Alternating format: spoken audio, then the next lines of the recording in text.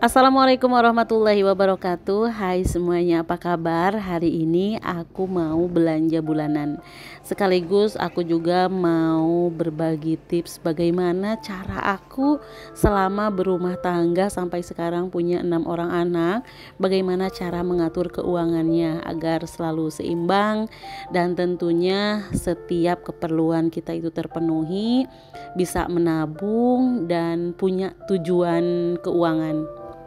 Menurutku semua ibu rumah tangga itu sangat penting ya mengetahui cara mengatur keuangan rumah tangga supaya mencapai tujuan keuangan. Seperti contohnya kita pasti kalau berumah tangga itu target pertama ya pengen punya rumah, kemudian pengen beli kendaraan, sekolahin anak-anak, semuanya pokoknya kebutuhan setiap tahunnya selalu bertambah dan bertambah.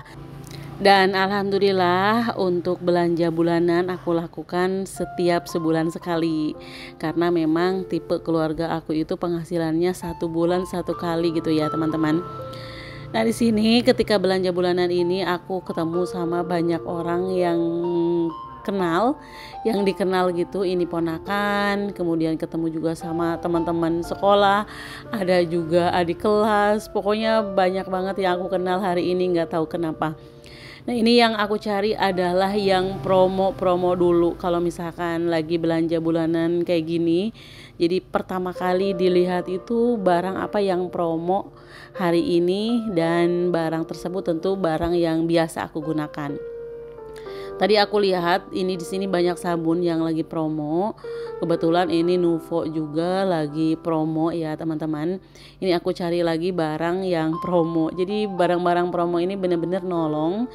Jadi nanti dari anggaran belanja bulanan itu suka ada sisa ya dari promo-promo ini.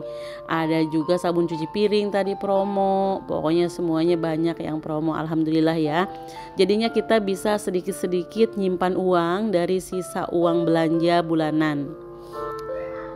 Oh ya teman-teman, beberapa cara untuk mengatur keuangan keluarga. Nah yang pertama, kita harus benar-benar pahami dulu kondisi keuangan.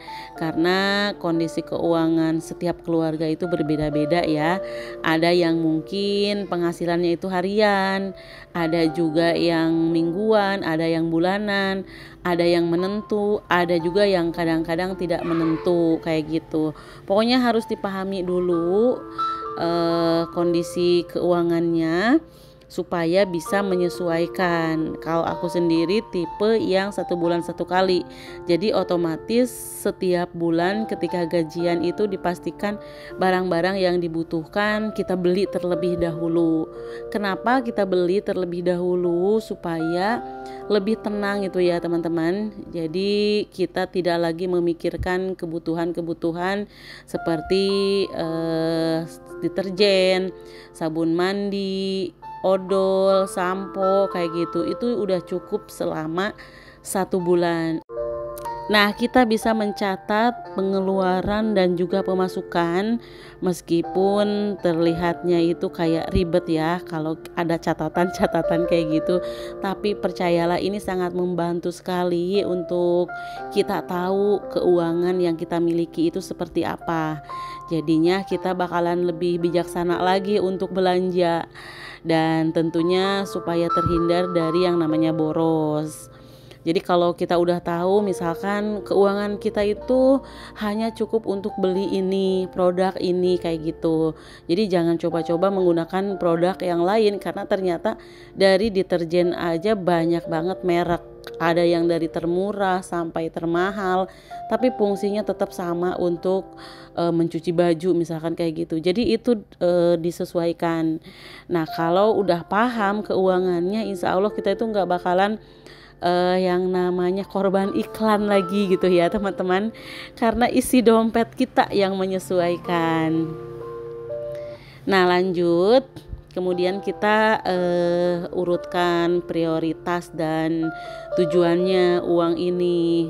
Prioritas utama pastinya untuk kebutuhan selama 1 bulan dulu. Ini prioritas kayak beli beras dulu, beli kebutuhan untuk kebersihan, kebutuhan untuk alat-alat mandi kayak gitu, itu harus diprioritaskan. Nah, kemudian setelah itu kalau misalkan kita udah tahu nih prioritasnya apa aja, kita bisa tentuin budgetnya per bulan itu berapa. Kalau aku sendiri budget per bulan karena udah beberapa tahun juga melakukan belanja bulanan kayak gini, jadi aku udah tahu ya dari setiap belanja itu nominalnya nggak jauh dari angka itu. Kalau dulu itu di angka 1 jutaan, nah sekarang di angka 800 ribuan, jadi udah lumayan bisa ngirit 200 ribu gitu ya teman-teman. Nah, jangan lupa juga sebelum berangkat belanja itu kita harus punya daftar dulu apa yang harus dibeli kayak gitu, supaya nanti pas belanja itu nggak kayak linglung gitu ya. Nah, selain untuk budget belanja bulanan, ada juga budget untuk belanja mingguan. Misalkan belanja mingguan itu seperti kayak sayur-sayuran kayak gitu, itu 1 minggu 1 kali. Nah, ada banyak teori yang bisa kita gunakan dalam budgeting atau alokasi budgeting ini. Yang pertama itu ada alokasi 50% untuk belanja kebutuhan semuanya, berarti setengahnya dari penghasilan gitu ya teman-teman. Nah, 30%-nya itu untuk bayar cicilan. Semua orang pastilah yang namanya punya cicilan, besar atau kecilnya. Nah, kemudian 20% lagi untuk investasi. Nah, itu pun kalau ada yang sisa. Kalau ada yang pas-pasan, kita tetap bisa nabung.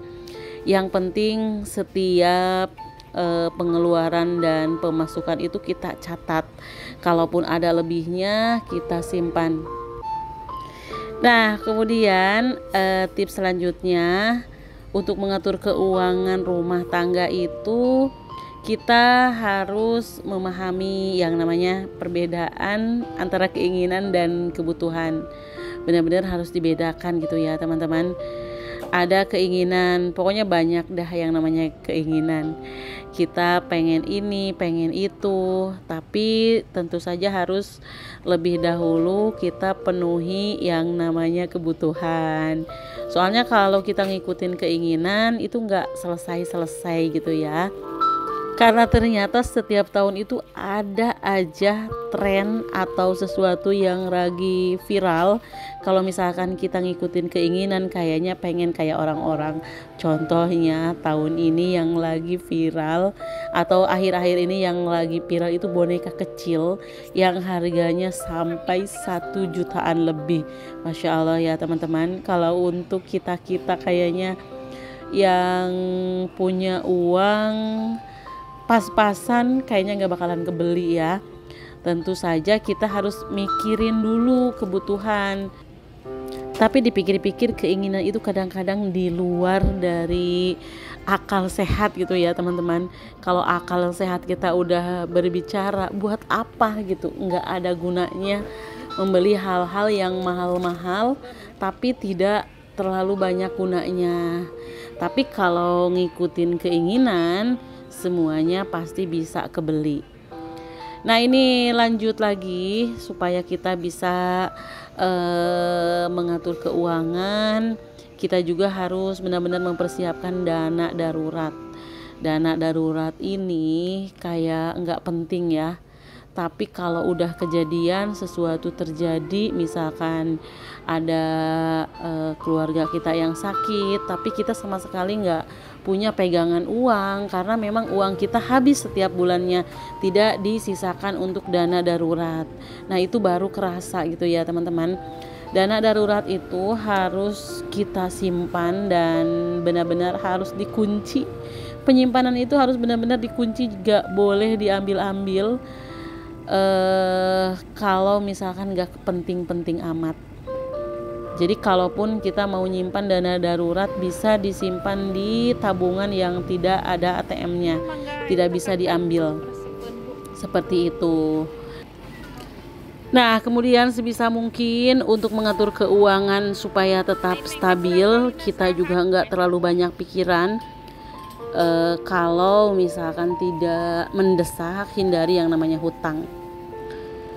Kalau benar-benar tidak mendesak, contoh kayak banyak orang terutama misalkan ada teman dekat yang lagi jualan, karena kita nggak enak nggak beli tapi kita nggak punya uang, dia nawarin udah ambil aja dulu, misalkan uangnya bisa kapan-kapan. Jangan seperti itu ya. Pokoknya harus menghindari utang yang tidak benar-benar penting. Kalau semisalnya itu benar-benar penting, nggak ada pilihan lain, tidak apa-apa berhutang. Karena kadang-kadang di zaman yang serba modern ini, kayaknya berhutang itu hal yang mudah dilakukan. Contohnya sekarang itu ada belanja yang ambil dulu barang, bayarnya kemudian. Nah itu namanya hutang gitu ya teman-teman. Karena misalkan kita pengen HP baru atau misalkan tas baru seperti itu, padahal tanpa semua itu hidup tetap berjalan. Yang penting kita kan bisa makan kayak gitu, bisa pakai baju yang layak, itu juga udah bisa kita hidup. Yang penting kita jangan terlalu tergiur dengan barang-barang yang baru. Nah berhutang itu karena mudah banget, kita pun harus benar-benar berpikir ulang untuk berhutang. Pokoknya sebisa mungkin ya teman-teman. Sebab kalau misalkan kita punya hutang itu bakalan mengganggu ketika kita mengelola keuangan rumah tangga. Kalaupun kita harus berhutang memenuhi kebutuhan pokok seperti membeli rumah, pastikan sudah memiliki rencana keuangan yang matang. Jadi kalau mau nyicil mobil, nyicil rumah, itu rencana keuangannya harus benar-benar matang. Jangan sampai misalkan gimana bulan depan aja, padahal gaji kita pun belum tentu. Ya seperti itu ya teman-teman. Nah selain menyiapkan dana darurat, jangan lupa juga kita harus punya tabungan. Tabungan sama dana darurat itu jelas berbeda banget. Tabungan itu adalah salah satu cara kita untuk mengatur keuangan agar lebih hemat, karena bisa membuat kita itu memiliki cadangan dana gitu ya. Jadi tabungan itu misalkan ini sisa belanja ada 100.000, dimasukin ke tabungan. Nah kemudian ada recehan-recehan dari kembalian, itu juga kita masukin ke tabungan. Kemudian ada misalkan uang apa ya disebutnya, uangnya itu misalkan uang yang tidak disangka-sangka, itu bisa dimasukin ke tabungan juga.